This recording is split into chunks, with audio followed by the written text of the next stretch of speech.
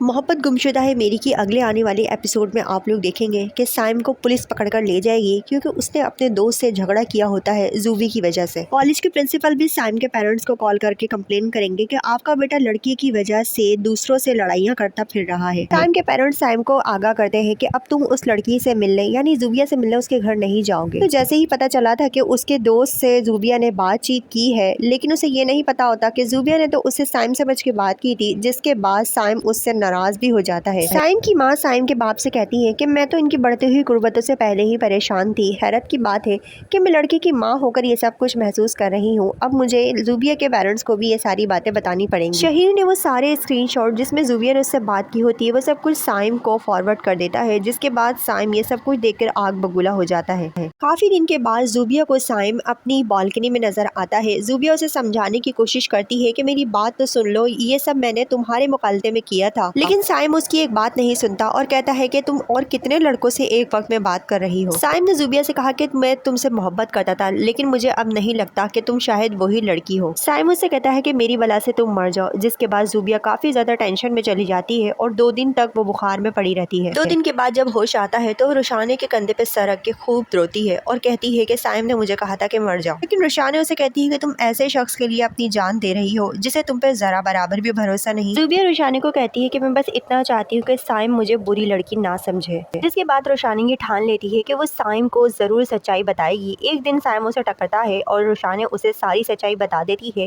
कि तुम्हारे जानते में उसने शहीर से बात की। उसको गलतफहमी हो गई, उसे लगा कि मैं साइम से बात कर रही हूँ, लेकिन वो असल में तुम्हारा दोस्त था। और जैसे ही जूबिया को ये बात पता चलती है वो उसका नंबर ब्लॉक कर देती है, लेकिन तुमने तो उसकी बात तक सुनना गवारा नहीं समझा। साइम को शर्मिंदगी महसूस होती है और जैसे तैसे करके जूबिया से मिलने चला जाता है। साइम जब जेबी की हालत देखता है कि बुखार में जल जल के उसने अपनी रंगत को जर्द बना लिया है। जूबिया की हालत देख के साइम से कहेगा कि तुमने अपनी क्या हालत बना रखी है, जिस पर जूबिया कहेगी कि तुम्हें इससे क्या, तुम्हारे नजदीक तो मैं एक बुरी लड़की हूँ, किसी भी लड़के से पट जाती हूँ, किसी भी लड़के से बात कर लेती हूँ। जिसके बाद साइम उससे माफी मांगता है और कहता है कि मुझे माफ कर दो, मुझसे गलती हो गई। जूबिया कहती है कि तुम्हें माफी नहीं मिलेगी। जिसके बाद साइम उसका हाथ पकड़कर उससे माफी मांगने लगता है तो इतने में कमरे का दरवाजा खुलता है और रोशाने सामने खड़ी होती है। रोशाने साइम से कहती है कि अब तुम यहाँ पर क्या करने आए हो, यहाँ से चले जाओ। जिसके बाद साइम कहता है कि मैं जेबी से मोहब्बत करता हूँ। जेबी गुस्से में कहती है कि मैं तुम्हारी मोहब्बत पे लानत भेजती हूँ। जिसके बाद रोशाने कहती है कि सुन लिया तुमने, जेबी का क्या फैसला है, वो तुम्हारी मोहब्बत पे लानत भेजती है। जिसके बाद साइम भी खामोशी से चला जाता है। एपिसोड जानने के लिए हमारे चैनल को लाजमी सब्सक्राइब करें।